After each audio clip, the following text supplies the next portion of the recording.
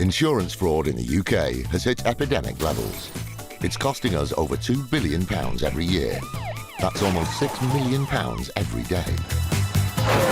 Deliberate crashes, bogus personal injuries, even phantom pets. The fraudsters are risking more and more to make a quick killing, and every year it's adding over £50 to your insurance bill. But insurers are fighting back, exposing 15 fake claims every hour. Armed with covert surveillance systems, that's the subject out the vehicle, sophisticated data analysis techniques, and a highly skilled, dedicated police unit, they're catching the criminals red-handed. Just don't lie to us. All those con men, scammers, and cheats on the fiddle are now caught in the act and claimed and shamed.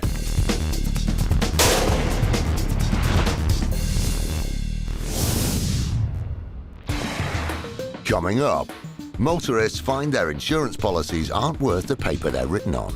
I felt sick to the stomach of what could have happened, of the ifs and buts of, you know, had he had an accident, what would have happened. The IFED team makes an unexpected discovery. On searching one of the upstairs bedrooms, in the airing cupboard there's 5 cannabis plants being grown. Even though it's a small setup, it's a professional one. And a dodgy life insurance claim kicks the bucket. Are you planning to fake your own death? Don't bother. Car insurance costs for young people have hit an all-time high, with policies that are far more expensive than the cars they cover. It's no surprise then that many young drivers feel they are being priced off the road. That's where this man, Daniel Bakari, sped to the rescue. He ran several websites that specialised in affordable insurance for young drivers. Young drivers like Ashley Whitaker, who needed to watch every penny. My son Ashley, he was on an apprenticeship. £2.50 an hour, decided he wants to buy a car, so saved up his own money, bought his own car, a little Peugeot 1.1, which was the cheapest thing on insurance. With many years' experience of buying motor insurance, Ashley's dad, Nick, offered to shop around on his son's behalf. It wasn't long before he came across Aston Midshires, one of Daniel Bakari's sites. Aston Midshires, it was there for young drivers, people who wanted to get onto the insurance ladder. I think I spoke to the company 3 or 4 times in getting his insurance, and 3 or 4 different people onto the telephone. It seemed like Nick had found a great deal for his son, and Ashley went ahead with the policy. It was £500 cheaper, but it was still 2,800 and something. He had a lump sum up front, direct from his bank, of about £1,200, and then he started paying £118 a month from his bank account. Thinking they were onto a good deal, Nick and Ashley even began recommending Aston Midshires to friends. The point where we became suspicious of the company was in January, following the September when he took the insurance out. My son got a phone call from a friend of his who wanted to insure his car because he passed his test. He'd given him the landline number and it was just ringing and ringing and ringing. There was nobody answering. And at that stage, I started to think to myself, maybe there's something not right with this. Nick investigated further and discovered that Ashley's insurance was totally worthless. As soon as we found out, we went straight to the bank to stop all standing orders going to this company any longer. They didn't know it then, but Ashley had been the victim of the biggest ghost broking fraud in the UK. Ghost brokers are fraudsters who pose as agents to con people into buying insurance policies that don't exist, let alone provide any cover. Daniel Bakari took ghost broking to the next level, setting up multiple websites and companies. DC Patrick Einsman from the City of London Police's IFED specialises in busting ghost broking gangs. He's seen firsthand how they operate. You can be given the paperwork, you can speak to people in virtual offices, and ultimately you'll be paying for nothing and you'll be left with just a hole in your pocket. But nothing prepared him for the scale and complexity of Bakari's fraud. The Aston Midshire scam had been going since September 2011, so it had been up and running 3 months by the time it got to my desk. And little did I know I was going to spend 2 years working dedicated to it. Pat checked out the site and, just like Nick, found nothing immediately suspicious about it. It was a very authentic website. It was on day one when I looked. It had the reviews from members of the public, It had an FCA licence number. It had everything you would need to obtain a quote. It even had a link to a virtual office where you call the number and you would speak to professional-sounding people. That's the main thing. If you speak to someone who sounds very professional on the phone, you know, very professional, slick operation, you're not necessarily going to be wary. Everything seemed legitimate, even down to the high prices, which were only slightly less than the real policies. Once Pat realised the extent of the scam, he moved quickly to protect the huge number of people at risk. There were sort of over 500 to 600 victims. We had to put a national alert out straight away just to make sure people weren't driving on the roads without insurance. The vast numbers involved meant Pat had uncovered the UK's largest ghost broking scam. He now set his sights on the man behind it. It took a long time to get Daniel Bakari. He's very good at covering his tracks. A lot of phone numbers, vehicles. When you get one lucky breakthrough in a case, and we found a vehicle that was linked to him, tracked him down to the address in southwest London, and to finally arrest someone that you've been looking for over a year, it's a great feeling. When IFED raided the property, they found themselves in the middle of a virtual fraud factory. As we walked through the door, there were people making payments to him over the phone. They even had office noise in the background on an iPod, so that when he was speaking to customers, it would appear that he was working in a busy insurance environment. You know, he knew I was there. You know, the game was up. As a result of the raid, IFED collected enough evidence to charge Bakari. The case was brought to court and justice was served. Daniel Bakari was a career criminal, so he knows the risks he takes when he commits his offences. He had his lifestyle. He spent victims' monies in casinos, fast cars, lavish lifestyle. His callous scam was hugely lucrative. I think within a week of it being up and running, he'd made sort of 45,000, and that was only in a week. In all, he was thought to have scammed £550,000 from the young people he targeted. For that, he was sentenced to 4.5 years. Meanwhile, his victims were left with nothing. Their hard-earned cash was gone for good. We've not been able to reclaim 1 penny of the money. Daniel Bakari heartlessly stole from the people who could least afford it. But what's worse for the victims and their families is the thought of what could have gone wrong. I felt sick to the stomach of what could have happened, of the ifs and buts of, you know, had he had an accident, what would have happened. The police and the insurance industry are determined to scare off ghost-broking fraudsters. Lindsay White of the Association of British Insurers has some advice for anyone who's concerned. There are a number of things that someone can do if they think they've been affected by a ghost broker. They can always check with the motor insurance database, which is a list of the UK's registered, valid and genuine insurance policies. The Motor Insurers Database allows car owners to enter their registration number free of charge to check whether their car is listed as being insured. Drivers can also protect themselves by being on the alert for ghost-broking giveaways. They tend to use personal mobile phones on any internet advertisements. They also tend to ask people to pay upfront or in monthly instalments over the internet. In addition, all insurers should be registered with the Financial Services Authority. The insurance industry is determined to bring ruthless ghost brokers to justice. We take this very seriously, and anyone out there, any ghost brokers who think they can get away with this, think again.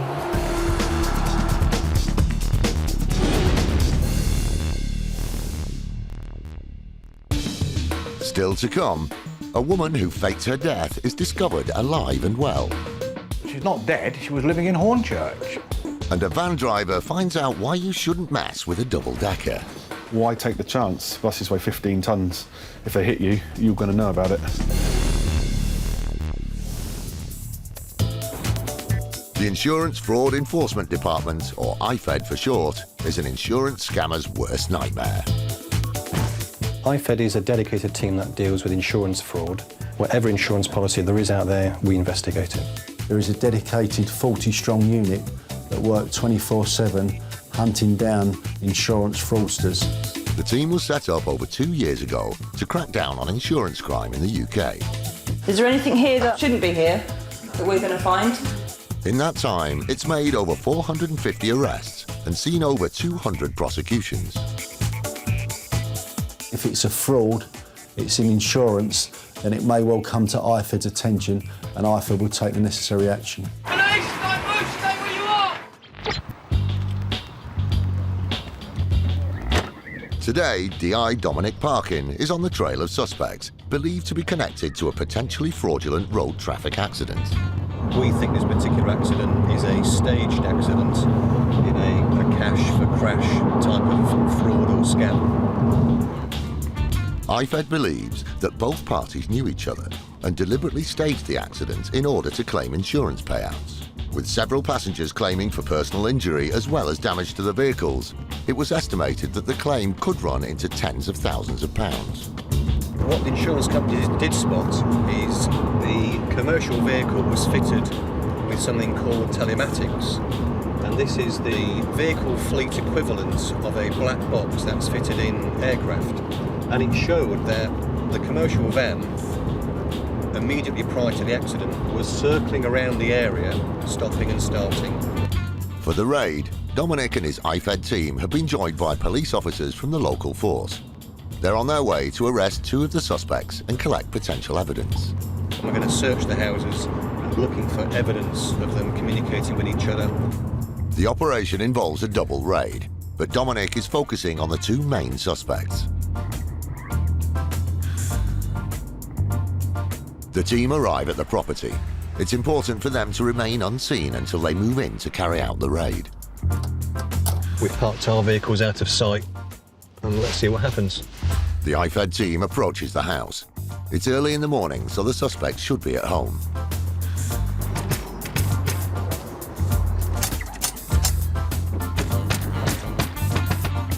Police, do you want to open up? Cheers. It looks like she was just woken up. At last, they gain access, but the film crew stay outside the property. Morning, City London Police, Insurance Fraud Unit. Can we come in? For what? Insurance Fraud Unit, we need to speak to you. Who else is in the house, please? We've had a report from an insurance company that there's been a fraudulent claim made on a motor insurance policy involving your car. It's the accident that happened outside here. Okay, so that's why we're here. You can give us all the explanation at the station if you wish to. Turning up early has paid off.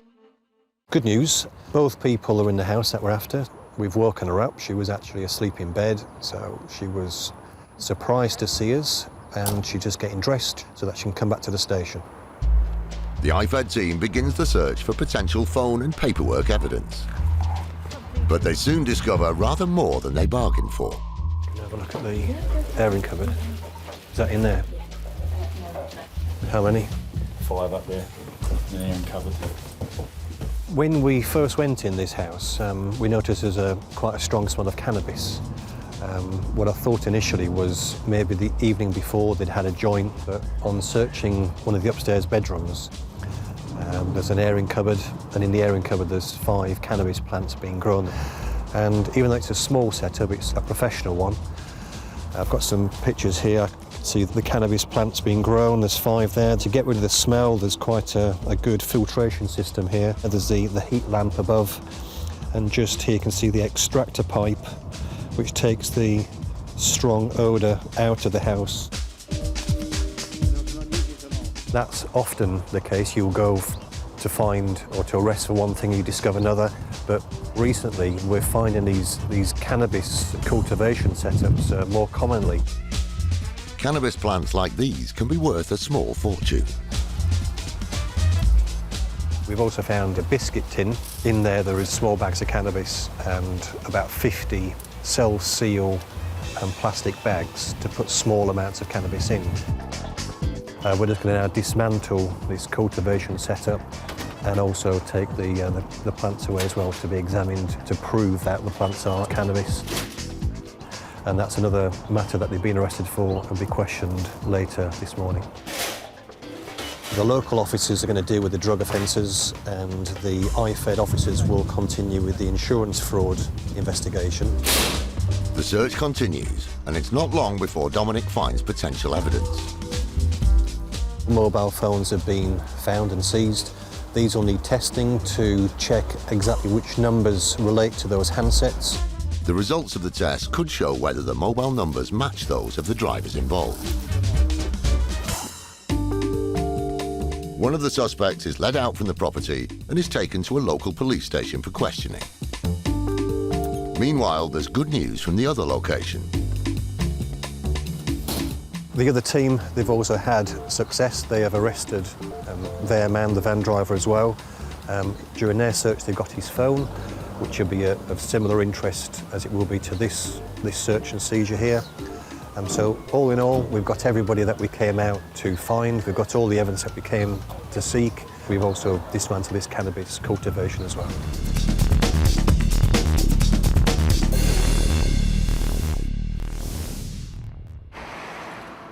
Most insurance crime is opportunistic, but some frauds are really grave. Fake deaths, for example. Life insurance fraud can potentially net several £1 million, which makes it very attractive to criminals. Fortunately, this man, John Saunders, has spent a lifetime investigating fake deaths and knows how to spot one immediately.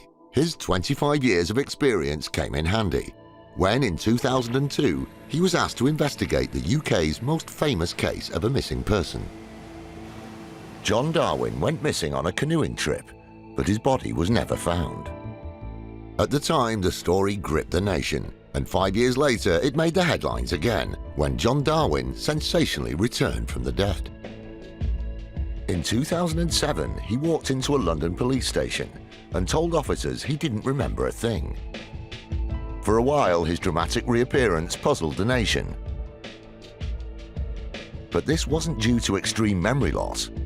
It was a simple case of life insurance fraud, and John Saunders had been onto him for some time. In fact, it investigated at the time and interviewed his wife and put forward that this, in our opinion, wasn't a legitimate claim. When Darwin actually gave himself up, we actually were aware at that time that he was in Panama and were contemplating actually going to Panama and not getting the money back. John employs Mike, a former police officer, to work on investigations with him. I have grave concerns about what the husband's told me. With their expertise, Linden Claims is the go-to company for insurers wishing to investigate life insurance claims featuring deaths abroad. John knows the incredible lengths people will go to cash in from beyond the grave. He banged on the door for ages and eventually his voice shouted out, "Go away, I'm dead." And I can remember a case in West Africa of Edward, who was allegedly dead, and I found his car and people said he was in that house there, he'll be out in a moment. And he came out and I said, "Hello, Edward, how are you?" And he said, "Well, I'm dead." I said, "You're what?" He said, "I'm dead." "Sorry, I'm not dead. My brother's dead. I'm alive." And he ran away. In Mike's experience, there's no typical life insurance fraudster. I don't believe that this is purely a white-collar crime. In my experience, this reaches across the social spectrum. I've had instances of people in poverty making applications, teachers making an application, and indeed businessmen. But there is one thing all the fraudulent claimants have in common. Money, they say, is the root of all evil, and that it's certainly opened my eyes to it since I've been working for John, in terms of that it is greed that actually pushes the people into making these claims. They see it as a way of setting themselves up, I'm sure, for life. It's not surprising that with his line of work, John takes a dim view of those who submit phony life insurance claims. Death comes to us all eventually, and to try and fake death, to me, seems also morally wrong. Recently, John was asked to look at the case of a woman called Shamshad Bila, who had taken out 3 life insurance policies worth a total of £2 million. Shortly after, Miss Bila had travelled to Pakistan on holiday. After just a week, she died, apparently of dehydration. With 3 policies, £2 million of cover and a suspicious death, John was called in. The case came to us to make a few background inquiries, to interview the claimant and ascertain all the facts, and with a view to determining whether the claim was genuine or not. The beneficiary of the policies was Mohammed Ali Butt, Shamshad Bila's fiancé. If the claim was genuine, he stood to gain a cool £2 million. The relationship between the deceased woman and her fiancé was the key to the case, and that's where John focused his attention.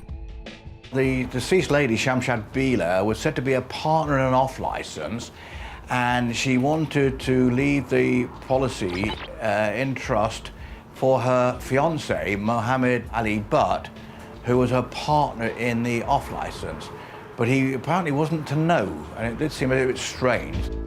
John decided to take a closer look at the off-licence and ran a check to see who officially owned it. It was in the name of Shamshad Bila and Mohammed Ali Butt. And I traced their address to actually in Ilford, and according to the neighbours there, they'd moved, but Mohammed Ali Butt had an off-licence with his wife, who was called Rosina Butt.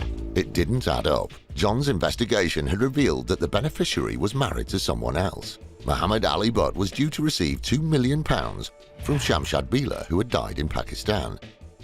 But he was married to Rosina Butt, who was very much alive. John then turned to the wife, Rosina Butt. He soon made a discovery that potentially left the claim dead in the water.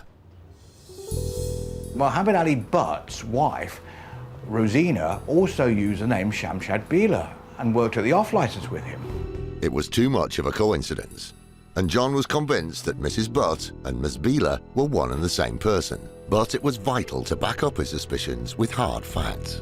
I managed to get the original birth certificate, and I was able to establish that she was born Shamshad Bila, and her name was changed to Rosina Bila when she was a young child. Later became Butt when she married Mr. Butt. The Butts had used Rosina's old identity to take out multiple life insurance policies. They then claimed that Shamshad Bila had died in Pakistan and had attempted to fraudulently claim a massive payout.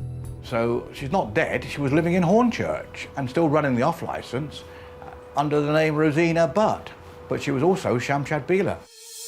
By this stage, John had enough evidence of suspected criminal activity to report back to the 3 insurance companies, who then contacted the authorities. DCI Manley of the City of London Police worked on the case. In his eyes, the 2 identities were pivotal to the fraud. At the time, Shamshad had 2 passports, one in her old identity that was legal, one in her new identity. The second passport came into play after Shamshad Bila had supposedly died. She's got to get back from Pakistan, and she's used her new identity and a new passport to travel back to the UK. So a high degree of planning in how's she going to get out there, how's she going to get back. With so much evidence, the police moved in to arrest the main suspects, Mohammed Ali Butt and Rosina Butt. But even then, there was a surprise in store. When we executed warrants, the wife, Rosina, was upstairs and the door was answered by a man in police uniform. And between committing the fraud and working in the off-licence, he had applied for and was joining the police force and was in police uniform on his way to work, maybe not realising the implications of what had happened and what fraud had been committed. In an audacious move, Mohammed Ali Butt had actually joined the police, the very organisation that, unbeknownst to him, was about to bring him down. But before the case could progress, DCI Manley needed a motive. When we investigate it, we find actually that she has got quite a nice house, but she's in a lot of debt and she's struggling to pay the mortgage. So while she had a nice lifestyle, she was struggling to maintain it. So it looks to me as though the motive is to maintain a lifestyle. By the time the case reached Southwark Crown Court, the evidence was compelling, especially the death certificate from Pakistan. We've forensically examined it, and you've got Mohammed Butt and Rosina Butt. Her fingerprints are on the document. So the lady whose death has been faked has got her fingerprints on the document. Not an easy thing to do if you're dead. The butt of the joke was that they were now worse off than when they started. Mohammed Ali Butt and Rosina Butt had tried to claim £2 million in life insurance, but failed, and collectively were locked up for 3 years, 7 months. I've got no sympathy for them at all. I think they underestimated how far the insurance company would take it, and also I don't believe they ever thought the police force would take it up to investigate. Instead of enjoying a life of luxury, the couple ended up living behind bars. Hardly what you call seventh heaven. DCI Manley has some words of warning for anyone else thinking of doing the same. If you're planning to fake your own death, don't bother.